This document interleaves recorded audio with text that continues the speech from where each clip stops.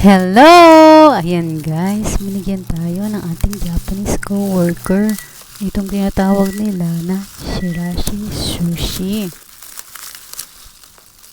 So, binigyan niya ako nito kasi binigyan ko din siya ng ating yakisoba handmade. Yung tinatawag na pansit sa atin, yakisoba sa kanila. So, ayun, binigyan niya din ako nitong kanyang handmade na Shirashi Sushi. Kung titingnan niyo siya guys, napaka-colorful niya, 'di ba? Para siyang fried rice, pero hindi siya fried rice. Pero mix-mix din siya. Tada! So, ayan siya. May kanin, may red ginger, may itlog, may gulay, may tofu nga din pala yan. Ang sarap niyan. Maasim kasi nga sushi. Thank you for the blessing. God bless.